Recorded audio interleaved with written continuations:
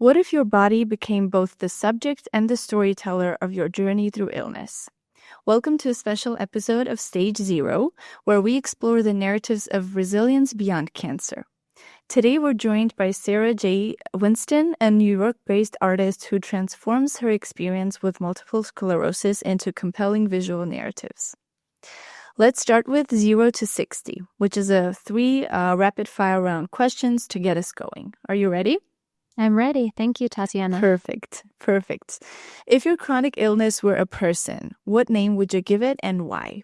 I think I would call it Ruth. That was my grandmother's name, and I think I would call it Ruth because it is difficult, but it also allows me to take a greater sense of control and focus on my life and what I want to accomplish. All right, the second one. What song became your personal anthem during your journey with multiple sclerosis? I'm just going to look it up quickly because I want to get it right. It's this 13-minute ballad that was written by a composer for a film. Oh, wow. That sounds interesting. And I love it so much. I love this musician, this composer. Of the song is Just After Song of Songs, and it is by David Lang of Bang on It. Perfect. I'm going to ask you to send me the link so that I can also put it in the description. Yeah, I think I'll just repeat it because it was so choppy, but it's called Just After Song of Songs by David Lang. And then the last question is, what's one piece of advice you'd offer to someone newly diagnosed with a chronic condition? One piece of advice that I would offer to someone newly diagnosed with a chronic condition is that it's going to be challenging and confusing, but remember to breathe and ask a lot of questions every time you talk to someone about recommendations they have for caring for yourself, procedures for scheduling and billing, and don't freak out when you get your invoices from a facility because typically there are mistakes. Do you have any specific technique of handling invoices? Do you have something specific that you always look for, or what advice would you give people navigating through that for the first time? Particularly the invoices, because I know that's a big issue for people. I want to say I don't have the problem anymore because I go to a different facility than I used to. But when I had this problem, it was incredibly emotional, and I would really get very upset and stressed. And stress is the enemy, which is why when I talk to people who are newly diagnosed, I say, I know it's hard to not get upset and freaked out when you see a bill or an invoice that has such a number. But what I learned is that my father kept telling me, you need to go to that office in person and talk to someone face to face. And my advice is to bring your invoice and go to the billing office and talk to someone in person face to face. It reduces the friction of when you're speaking on the phone and you're being forwarded along. And I think that it's just so true that face-to-face interaction is very humanizing to the person who deals with the coding because mistakes happen. Once I found the person who was in the position of entering the information into the computer, she would be able to either talk me through what was on the paper or identify mistakes that had been made. And I never went in to talk to her as if I wanted to fight. I just said I wanted to understand because often the left hand doesn't communicate with the right hand insofar as being told by the pharmaceutical company that they're going to cover whatever isn't covered by insurance and then getting a bill. Even if it was only $50 American in some cases, I understood that in principle I wasn't responsible to pay anything. And so even just having that face-to-face interaction just made me feel like I was certainly being heard. It's a process. Not everything is as instantaneous as the 21st century pretends that it is. For sure. I definitely agree. Let's hop into the next section. Sara, can you share how your journey with multiple sclerosis began and how it influenced your path as an artist? I was 26. I had just finished graduate school, and I was living in Detroit, Michigan in the United States. And Detroit is nicknamed the Motor City. There is not a very strong public transit system. You must drive everywhere. I've been living there for only 6 months, maybe. And I was driving with a friend to go to dinner at about 7 p.m. And I was rear-ended, high speed. It totaled my car, which meant that my car was totally undrivable afterward. My friend and I weren't injured, but it was really stressful. And I thought, I don't have a car anymore, but at least I'm not hurt. And about a week after the accident, I started experiencing these very strange physical symptoms where I had numbness and tingling on one side of my body only, but it was so unique because it was also behind my eye socket and in the back of my throat and my tongue, and it was a hard line left and right. And I didn't have health insurance, which meant that if I wanted to be seen or evaluated, I had to go to the emergency room. And so eventually I did. And I had an MRI, and it was through that sophisticated imaging of the brain that they could see that there were several plaque zones, which are areas where the myelin has been eroded or has degenerated, that had caused these symptoms I was experiencing. So I know that for a lot of people in an earlier generation of MS, the pathway to diagnosis could take years because access to the sophisticated imaging of the MRI machine was not as prolific or accessible. But for me, the actual diagnosis was very fast. And then finding the medication that was right for me was a slower process because I ended up having to move back to the region where I grew up so that I was able to access health insurance. So it took about 6 weeks total to get the diagnosis. And then almost right after the diagnosis, I woke up 2 months after the car accident, approximately. I woke up in the morning and I felt very confused. I couldn't see very well, but I thought it was just like morning vision. And when I went outside, and it was quite bright outside, I realized that I had double vision and that the further away I tried to look, the more severe the doubling was. So if I'm looking at you, if I were looking at you like 20 feet away, I would see two of you about 8 feet apart. And it was terrifying. And I didn't know if it would be the new normal forever or what. I had not even a sense that that was a possible symptom because I was still learning about, all of the intricacies of what life with this disease would be. Your project, Our Body is a Clock, is what actually caught my eye when I was researching your story. It offers a profound insight into living with chronic illness. I know you talked about that a little bit, but can you tell us more about the inspiration behind this work? I started photographing myself in the infusion suite right from the start. I was using just my phone camera and looking down at the site where the IV was inserted, first in my antecubital, the other side of my elbow, then on my forearm, and then in my hand, which became my preferred place because I just felt like I had more freedom of movement generally. And I was making all these pictures because I've been a photographer for 20 years and pursuing it in a serious way for the last 14 probably. And after my diagnosis, I was very private.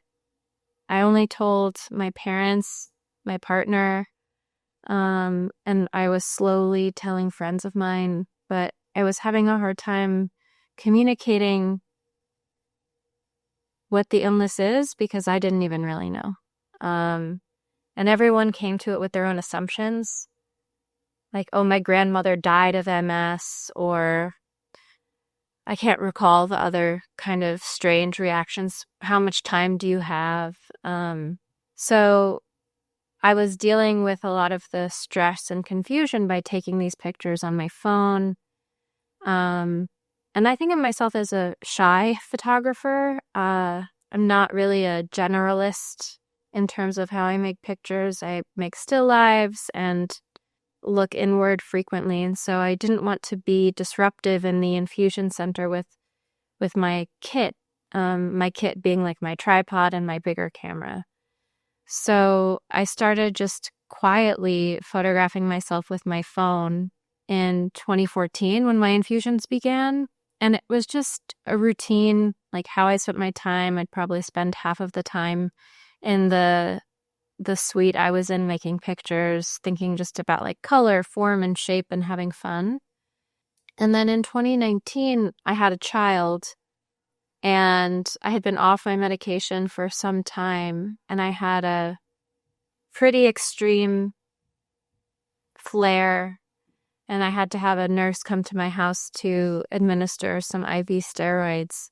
And I just remember being in the nursing chair and in one hand holding an infant that's 3 months old, and in the other hand, probably in my forearm, I had this IV, and I was bottle feeding my infant with a bottle where I had the base of the bottle, like between my nose and my lips, and I was pushing it into her mouth.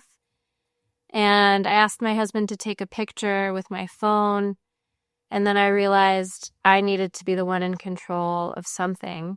So I put my digital DSLR camera on a tripod, and I downloaded an app on my phone that could work as a remote.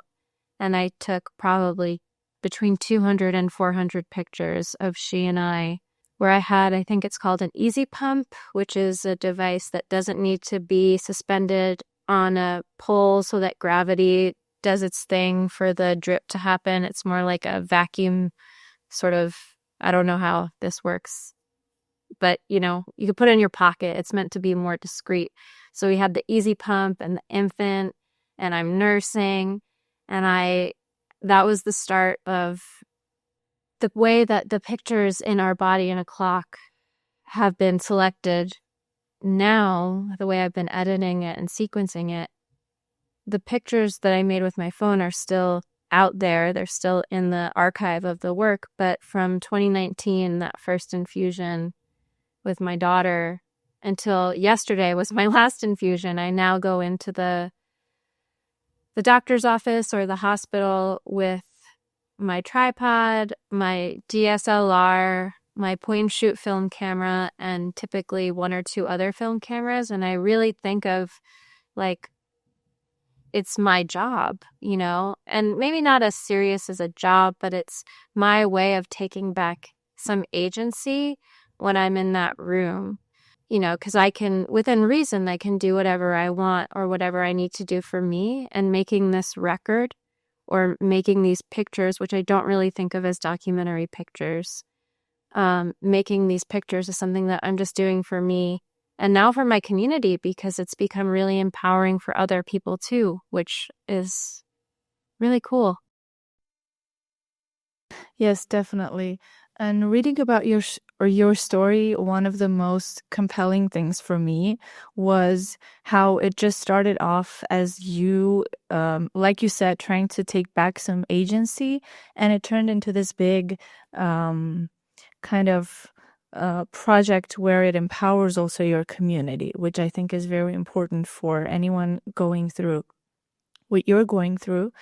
And elaborating more a little bit on that, your art deeply intertwines with your personal experience, obviously. Has that helped or impacted your healing process? Do you think there has been any significant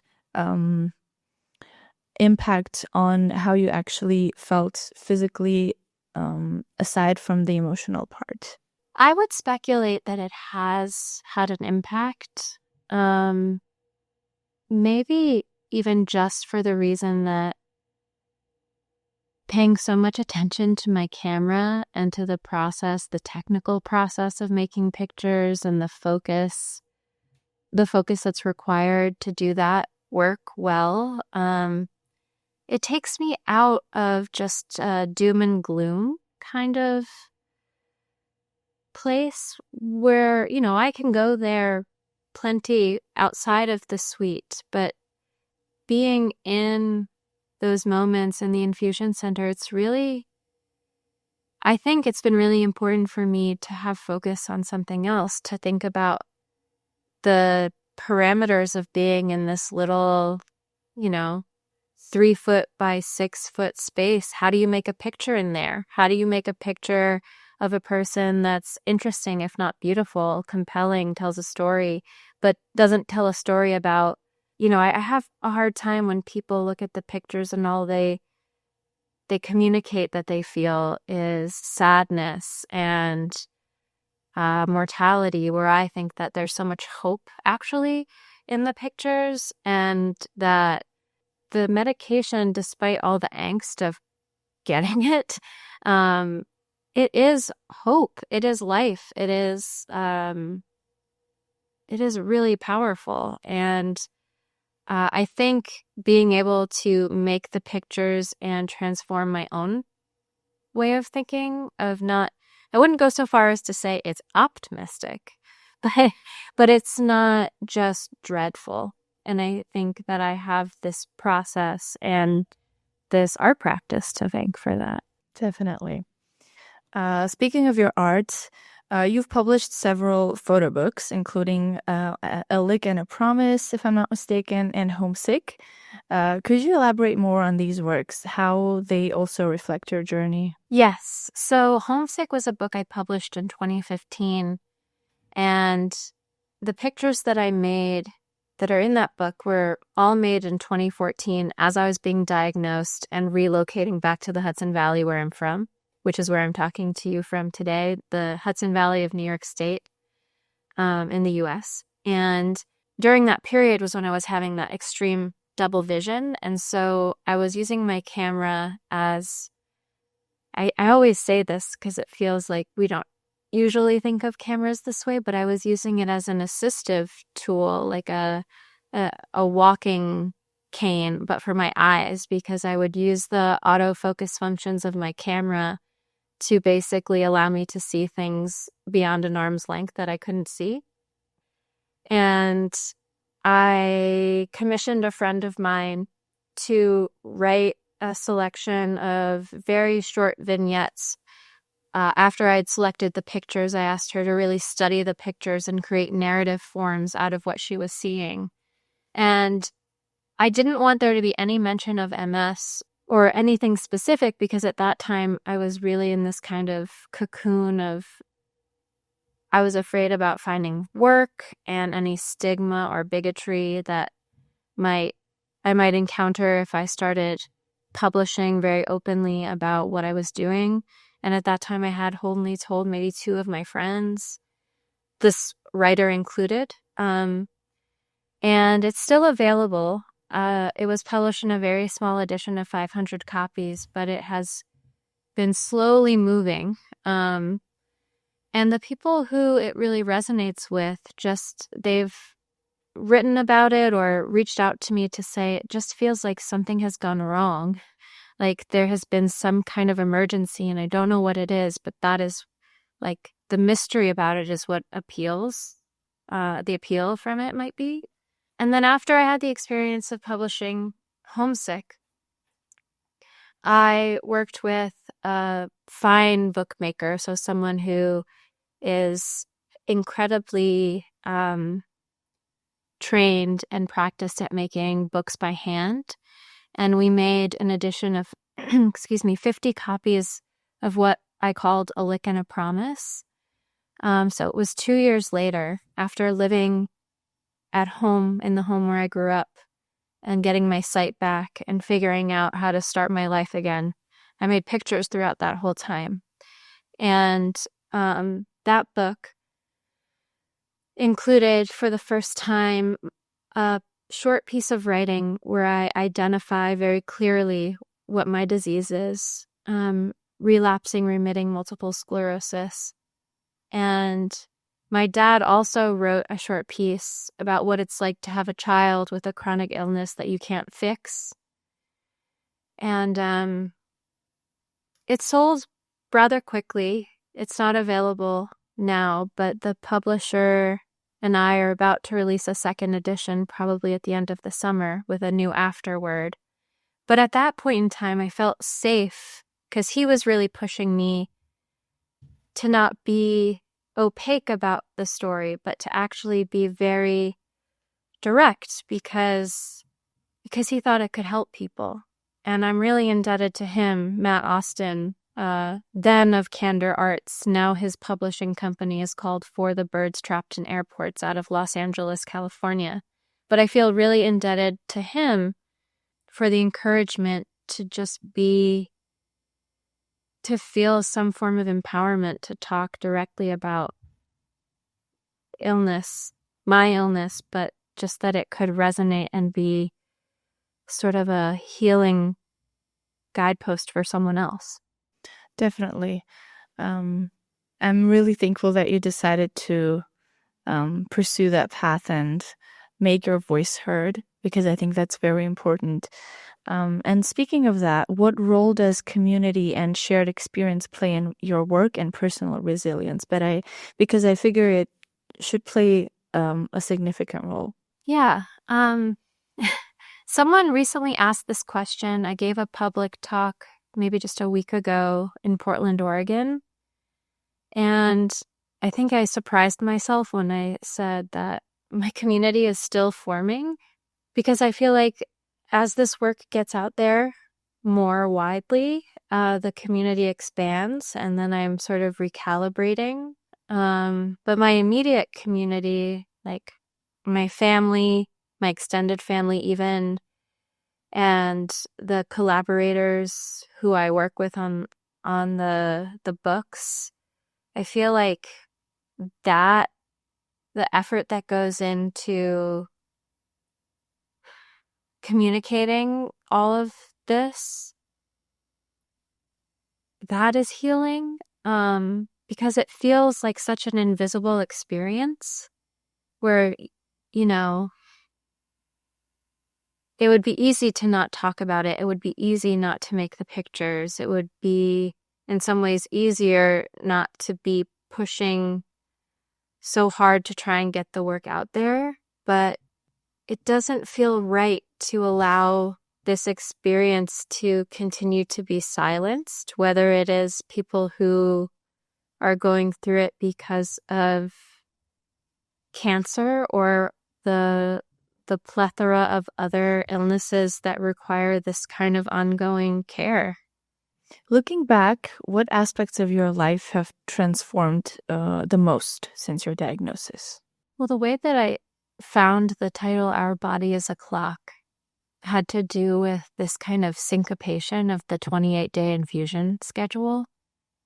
And it's different for me now, but at that time, it was like the infusions were every 28 days. The blood work was every 3 months. The MRIs were every 3 months. And so it was kind of like I had there were these big pillars in the ground, and then I would organize the rest of my life around that. But somehow I also saw that as a silver lining, where it just felt like I had enough support from my family and probably my professional training as an artist to use those parameters to think about what I really want to pursue. And so I feel like I'm more focused on things that are important to me now, like my work, my health. I think, I don't talk about it so much anymore, but when I was 25, I was really athletic. I was mostly vegetarian. I thought I lived like a really strong and healthy lifestyle, but I was also quite reckless. And I think I've I've shed a lot of that recklessness earlier than many of my peers. Just because time feels short. And I don't mean that in an upsetting way. It just helped me clarify when I was in my 20s really what I wanted. I definitely agree. I'm like on the way of, I think a lot of people in their 20s really take for granted their health and everything. They don't prioritize it. And when they do, it's far too late. So I think that's a very important message for our listeners. But how do you define thriving while living with a chronic condition? Oh gosh. It's day by day. I mean, I don't know that I often use the word thriving, but how do I define thriving? Probably waking up and not feeling scared or embarrassed or burdensome in any way. Feeling emotionally more light. The journey is like really heavy. And I've been in therapy, like talk therapy, for a really long time.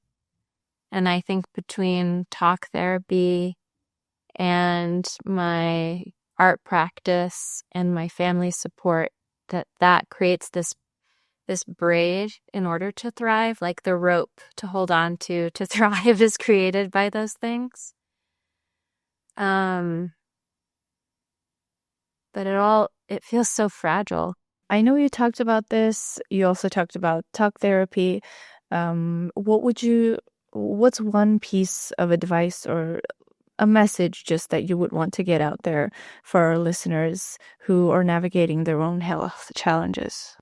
I think it's important to talk with someone, and I really do believe in therapy, not just indefinite talk therapy, but at least in the beginning, so that you can feel validated in the emotions that will come throughout the diagnosis and the